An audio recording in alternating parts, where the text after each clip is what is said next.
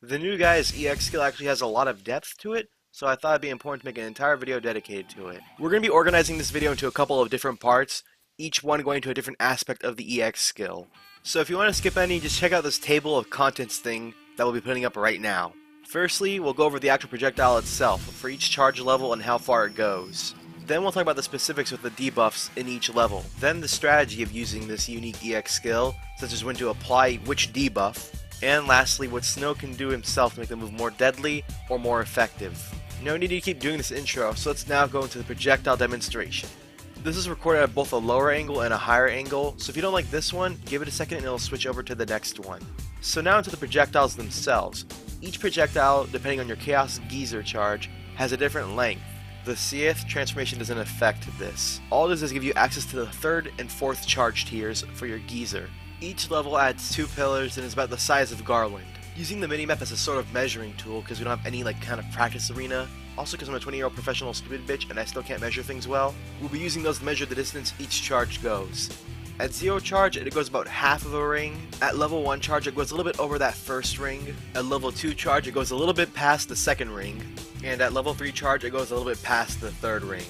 Honestly, put some practice into it and you'll get used to the length in no time.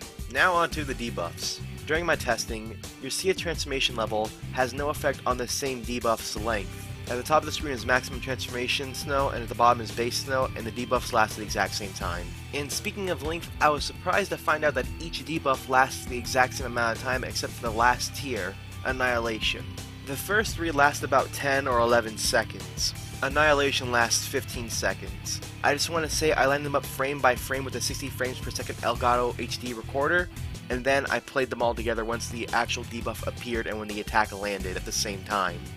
Using Bahamut after the summon, of course, it didn't really seem to add much onto Annihilation. It added maybe a half of a second, and that might just be placebo because I wanted to add something, because I wanted this to have at least some kind of an effect. But Bahamut didn't really seem to add anything to Snow's debuff. Alrighty, now into the strategies. So there really isn't much to it when the first 3 levels are considered, because those first 3 levels are just better versions of each other. It comes down to if you can land it or not. If you're not at a safe distance and someone's going to come up and punish you for holding onto your charge, then let it go early and block. But if you can try to land level 3, then go for it. Why not, you know? Chaos Geyser takes away their EX skills, but then Sanctify takes away all their EX skills, and then Damnation takes away all their EX skills and decreases their speed. So always try to get Damnation.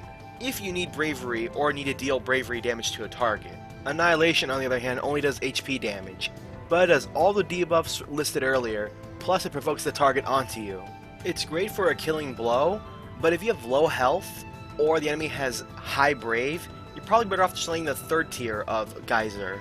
Also, the movie just has weak tracking overall, so if someone sees you charging it up, you're gonna miss it. So to summarize, use the 3rd tier in almost every situation you can if you can land it, and use the 4th tier if you feel confident enough in landing your HP damage attack and being able to deal with the provoke afterwards. And above all else, just do whatever it takes to safely land the attack. Now into Snow himself. He can use Sloga, which will make the enemy slower, of course. Also, he can pressure them into shields. And what do I mean by that? By hitting them constantly with bravery attacks to make them constantly block. It gives him an advantage, because as it turns out, this fucking EX skill is unblockable. Even Chaos Geyser, the very first fucking level, the one that comes out nearly instantly, is an unblockable attack. You might have noticed it during this video in some segments and brushed off as lag, but I can confirm it is just unblockable. So yeah, despite being one of the slower vanguards, if you play him offensively, you will be rewarded with an unblockable attack if you can land it. And that's about my last tip for this guide, this in-depth, I guess, look into Snow's EX skill. If you guys have any questions, leave them in the comments below. Any suggestions, I can test them out, and then comment down whatever I find out. So yeah, thanks for watching here, everybody. Thanks for trying to get better at Dissidia NT. I hope you guys have learned something from this guide, and I hope it helped you somehow. Yeah, that's really all to say. Put a comment down below, if you have anything on your mind.